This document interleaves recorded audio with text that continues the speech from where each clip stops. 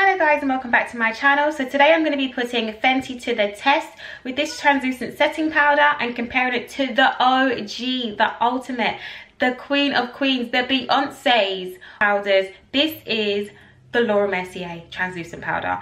This is just my baby. Like, first things first, like, this is my love child and I love you. But Fenty has come out with these amazing setting powders. It's Fenty's time to shine, period. And Rihanna has come out with 8 shades of these. And I can't remember the names of all of them, but there's literally a colour for everyone. So first things first, Fenty's on top with that. Face value wise, they're just a shade for everyone. Unlike the Laura Mercier one, this was the original shade that was for everyone. This was it. And I think they felt a little bit of pressure because people were saying, look, this shade doesn't work for every single skin tone. It definitely doesn't work for every single black skin tone. So, like, what's good? Like, what up, you know? So everyone started, you know, saying Laura Mercier was good. And they came out with this medium deep shade. And guys, when I tell you, this shade is so bad. Like, I feel like it's just for, I don't even know. It was just like a big jump. It's like, you know, when L'Oreal has those drugstore foundations and it goes from like white to tans to mixed race, and then it just goes to completely like dark, and it's like there's a whole other range of people in between all those shades that you just put in there. That's basically what Laura Mercier did.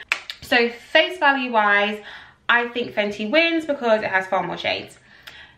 Now let's talk about the value. So this is 29 grams and it will set you back £32. That's right, you heard it here, £32. I don't know what that is in American dollars, but it's definitely going to be higher than this because Fenty is 28 grams, so it's only 1 gram smaller, even though it looks much bigger. And it is £24. Sis, and it's gone up. I remember when I bought this and this was like £27, I remember.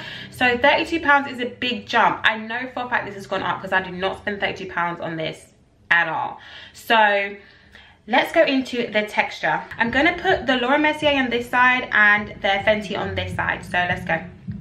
So first I just went in with my beauty blender to try and blend back in my concealer because it started to crease something terrible, child. It was horrible.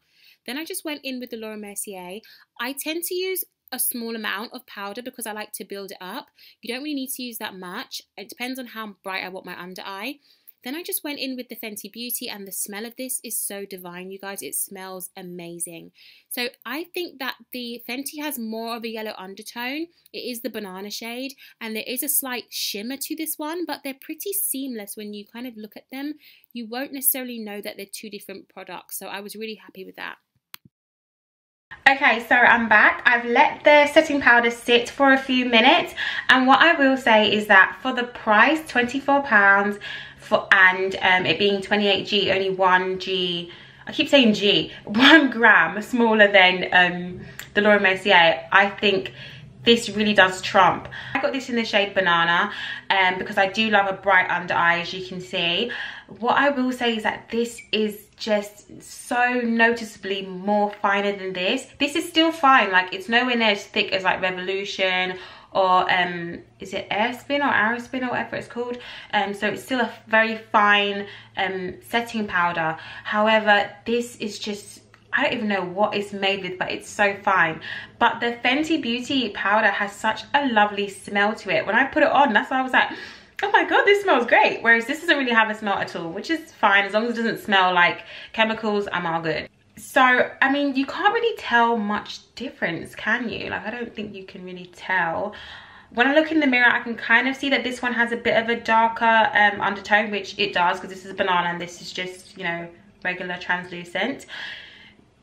This is really good, but in the future I will probably go with this Fenty just because it's cheaper and it's black owned, and the packaging is so much better. The only thing that I absolutely despise about this packaging is that this case thing.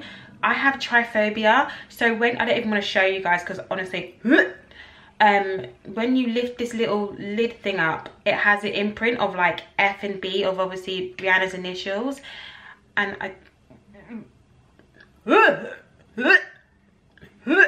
I'm sorry, I can't do it. It actually makes me want to vomit. It has little holes all over the place. I can't. It's just something that I've always had, and I can't deal with it. But I will definitely be purchasing more Fenty setting powders when I run out of those, which I probably never will. And yeah, I love it. Thank you guys for watching my video, and I'll see you soon for my next one. Bye.